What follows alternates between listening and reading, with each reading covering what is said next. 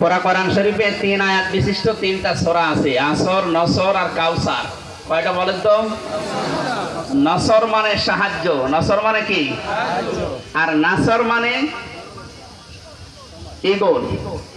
নুন সাদ র, নাসর মানে সাহায্য, নুন সিন র, নাসর মানে ঈগল পাখি। এজন্য এখানে যারা তেলাওয়াত করেন এই সূরাটা নামাজে একটু মুখ গোল করে পড়বেন। আল্লাহ পাক বলেন, ইযা জা নাসরুল্লাহি ওয়াল ফাত, যখন আল্লাহর সাহায্য আসবে তখন আপনি বিজয় দেখতে পাবেন। যদি আপনি ইযা জা নাসরুল্লাহি ওয়াল ফাত বলেন সিন দিয়ে, যখন ঈগল পাখি আসবে তখন বিজয় পাবেন, পুরা মানে উল্টে যাবে। এজন্য একটু খেয়াল করে শব্দগুলো উচ্চারণ করবে। যেহেতু এটা মাদ্রাসা আপনারা বানিয়েছেন এলাকার মানুষেরা, আপনাদের একটা সুন্দর অন্তত ব্যবস্থা আছে। এই মসজিদ মাদ্রাসা দিয়ে শুধু ছাত্র ছাত্রী না, এখানে বয়স্ক শিক্ষা চালু করি, যারা পড়তে পারেন না তাদেরকেও নিয়ে আসেন, 2-3টা একটা ব্যাচ করে দিন। আমার গ্রামের বাড়ি কুষ্টিয়ার হালসা। আমি একবার যেয়ে দেখি মানুষ নামাজে একেবারেই নেই।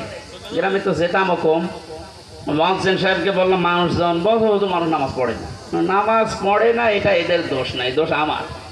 কারণ নামাজ যে কি এটা এরা জানে না, আর নামাজের ভেতরে যে আসলে কি পাওয়া যায় এটা তো এরা বোঝে না। দেখেন আমি ওই ব্যবস্থাটা করে দেই, তখন আর এই 2জন 5জন না, কমপক্ষে এই মসজিদে যে 500 মানুষ, ধরে 400 মানুষ চলে আসবে। 2জন উস্তাদ রেখেছিলাম, নিজের টাকা যা আসতো সব দিয়ে বললাম যে আপনারা পড়ে। মাগরিবের পর থেকে বাবার বয়সী লোক যারা কাজ কাম নেই, সারাদিন মাঠে ঘাটে ঘাটে, বললাম পড়েন, কিছু দেওয়া লাগবে না, সব খরচ আমার, আপনার শুধু কোরআনটা শেখে। ওলা 2-3 মাস যাবার পরে দেখি মসজিদের চেহারা পাল্টিয়ে গেছে। কিন্তু মাঝখান থেকে যে আমার জীবনে একটা কালো মেঘ নেমে আসলো, ওই গেলাম, ধরে নিয়ে গেল 3 বছরে যে বন্ধ হয়ে আছে, এখনো চালু করতে পারি নাই, আবার সামনে করবো ইনশাল্লাহ।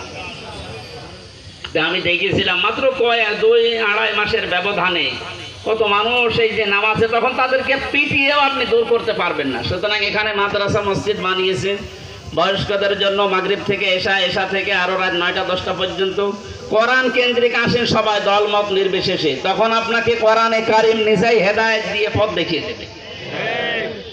এই জন্য তেলাওয়াত শুদ্ধ করা দরকার। এখানে বহু মানুষকে আমি দেখি, একটু বলেন তো ভাই, 7টা আয়াত পড়ে সূরা ফাতিহার 7টায় ভুল পড়ে, অথচ 10 বছর নামাজ পড়ছে না। এটা তেলাওয়াত শুদ্ধ করা দরকার।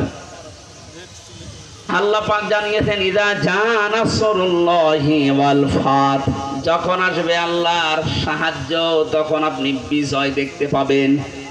এতদিন পর্যন্ত আমরা আল্লাহর সাহায্য কি এটা পাইনি, এজন্য বিজয়ও পাইনি।